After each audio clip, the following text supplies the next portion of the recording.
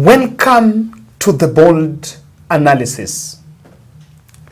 I have always said that over and above everything, we are all human. And even the reports, the scenes of how the security officers really conducted the Nairobi operation does not mirror a civilized society. The video I want to show you here is very devastating and emotional. We saw on 25th June when a police officer even removed his uniform and said he doesn't want the service simply because his son was shot. And for the previous protest, we've seen the KDF being deployed in the street to curb protests. But in a very shocking scenario, a KDF officer is daring the police and is confronting a police who allegedly might have killed his uncle. This is a very emotional video because as a society, we must also realize that we can do and we can prevent, we can stop even in any operation. But the more we go police brutality and we normalize the use of the bullet to manage security situations, we are simply getting it wrong. Hello. Naomba tusikizane tafadhali. Kindly, mimi si mchokozi. Lakini mahali imefika sasa itabidi nitoe makucha. Polisi mmeingia sana. Na sina furaha, nina machungu zaidi.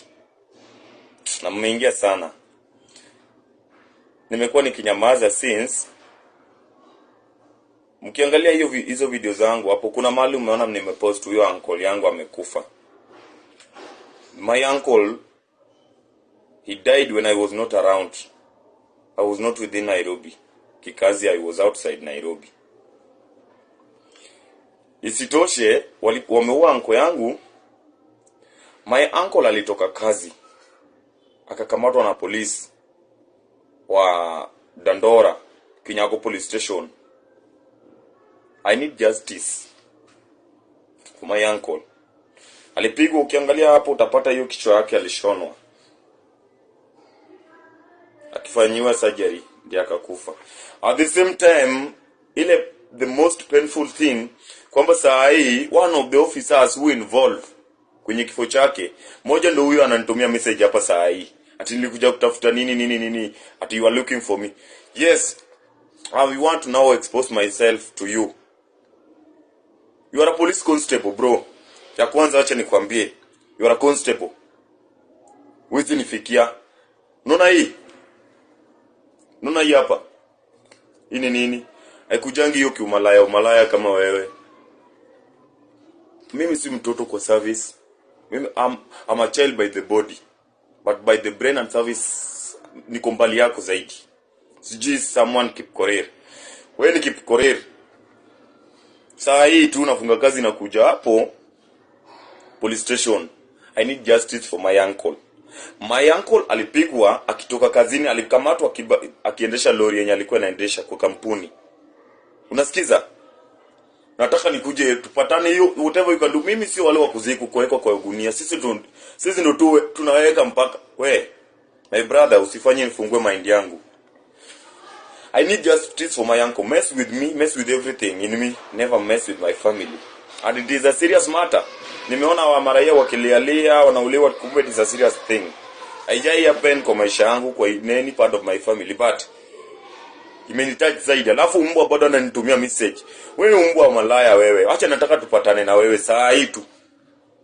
I'm ready for everything. Kama nitabaki chini nibaki. Kama utabaki ubaki. Hata kama kazi iharibike, everything, but I need justice. Malaya wewe. Unanitumia. I want us to listen to this KDF officer. The things he's saying there, and from his point of view, he's confirming that he wants justice for the uncle. And so the police should not dare him. The security formations in the country must be very wary of the emerging conflicts that is emerging. Because just 2 months ago, there were KDF and police conflicts across the country. One police, KDF beating a police officer somewhere in the coast. There were some other instances in Marsabit, the northeastern side. And the country raised an alarm that we are going a dangerous direction. So now, the KDF officer, that is one, has emerged and is confronting the police on how they're running the civilian, they're pushing their civilian issues, controlling civilian unrest. I know that the last time when we deployed KDF, we said clearly that one of the things that we must actually see and that is how they were going. Are they going to stand with the people or they will stand with the rulers? I'm looking at the scenes in CBD and the confidence of the KDF officer, military officer, coming out to confront the police. This is not something very small. This is not something very little. And I just want to interpret the video, that 3-minute video. I just want to make some few reviews, observation about the video. Number one, that military officer is talking in his military attire. And that sound doesn't look manipulated. The audio doesn't look manipulated. So that could be his audio. And is showing that officer about what happened. So that is one thing in it. I'm very sure that the military formations, the military would be able to identify and know him. So even by the time he was making up that video, he knew, and me and you know that probably they're not allowed to use social media. By that they're not allowed. I know a friend was telling me that they're not allowed to use social media, go public. In fact, even civil servants, even the military, even civil servants were being banned, were told to desist from using social media, especially during this protest time. Now, even KDF are not supposed to use social media. So that video was recorded and is come out to confront that officer. The second thing that should worry the security apparatus here is that video is in social media. The current messaging, the current discussions about the conduct of security formations and these protests, it has been largely going on in social media. So I understand very well that that video will go viral. You know why that it is in some WhatsApp groups of just some few individuals and it's not gone media. Now, you will understand that even that officer could have made it intentional that he wants the video to go viral. And if the video goes viral and is shooting with a military attire, he's also simply, and that is simply to send a message. The public will get to interpret that not all the military support the RUTO regime, number one, and that when it comes to brutality, it cuts across. So there is every reason to worry about it. Number three is the profiling of the officer involved. He is named the name of the police and is speaking about, I don't fear you. if it escalates to a situation where it cannot be addressed and maybe the officer has to face some discipline or even leave the service, then how will it be?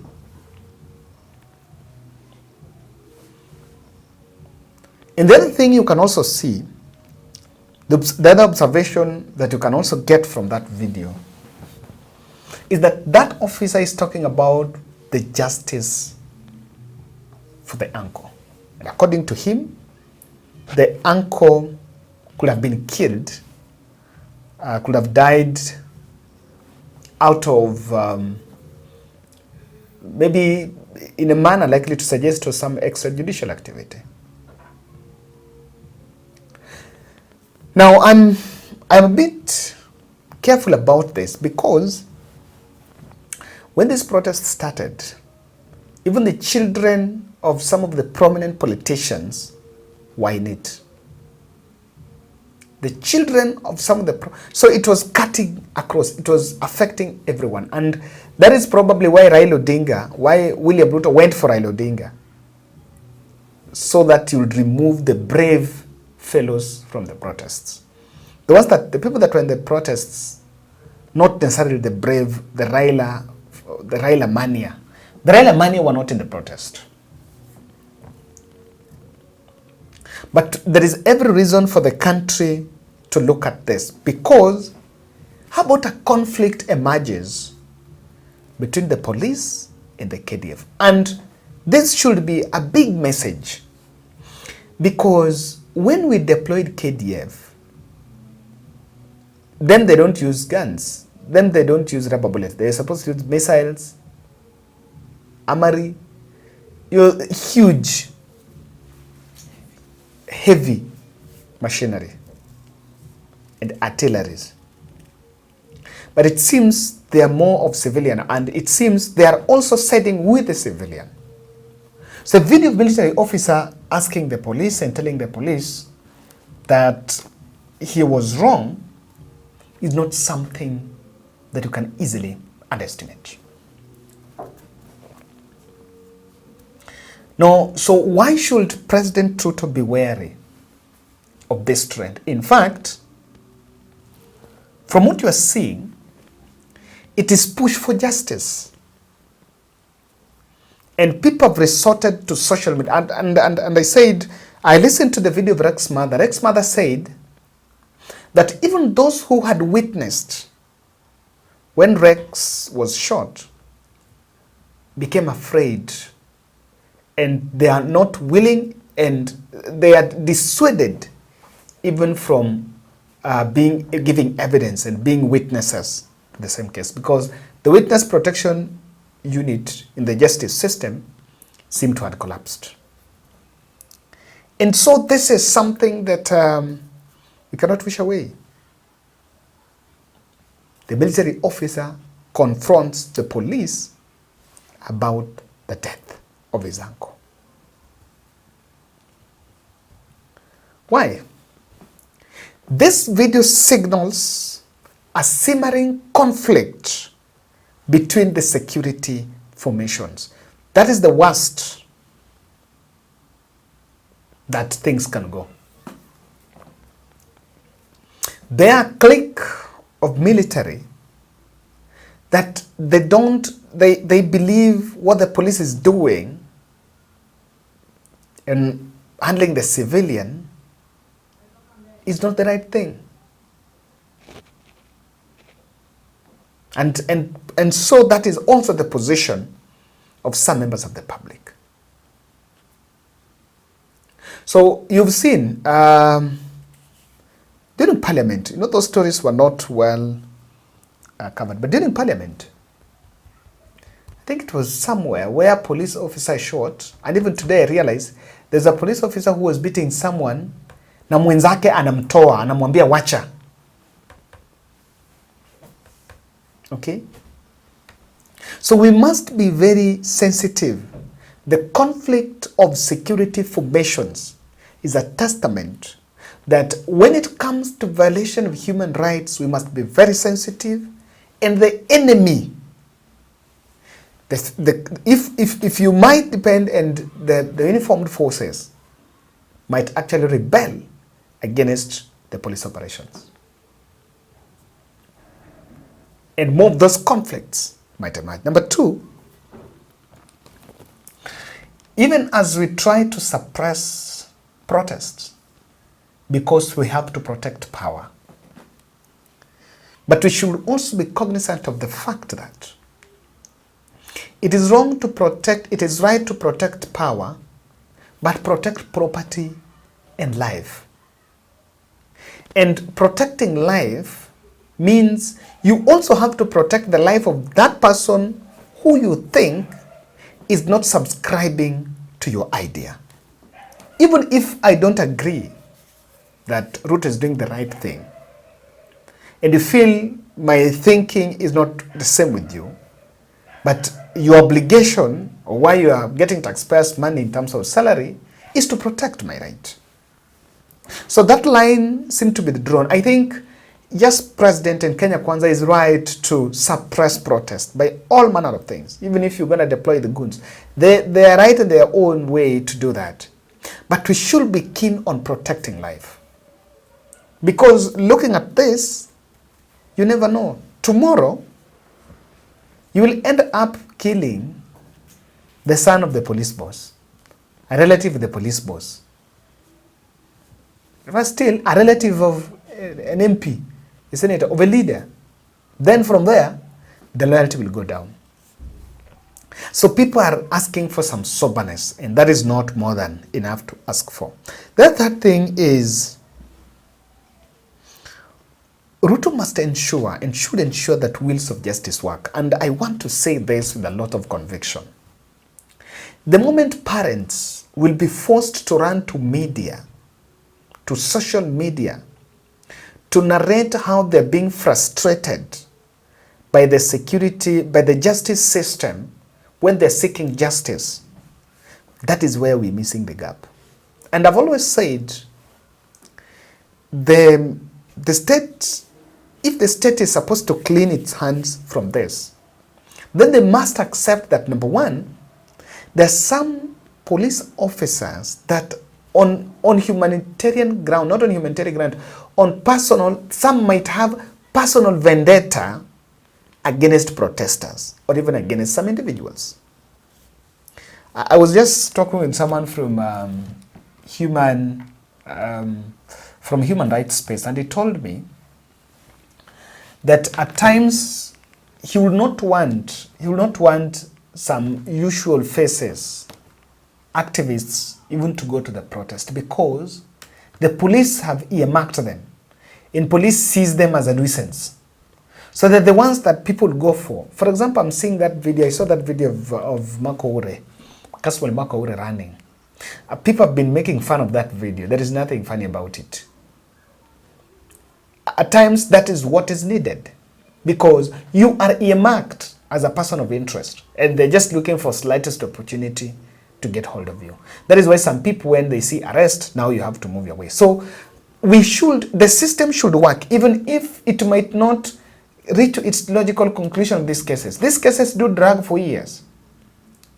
Let the DPP, the DCI, and let them try to work closely with these relatives, because it will also help in cleaning the system. Number two, next time if a police officer, there are those ones that, yes, there are those ones that do things that you look kusema hapa on a personal ground, huyu amefanya tu makosa yake.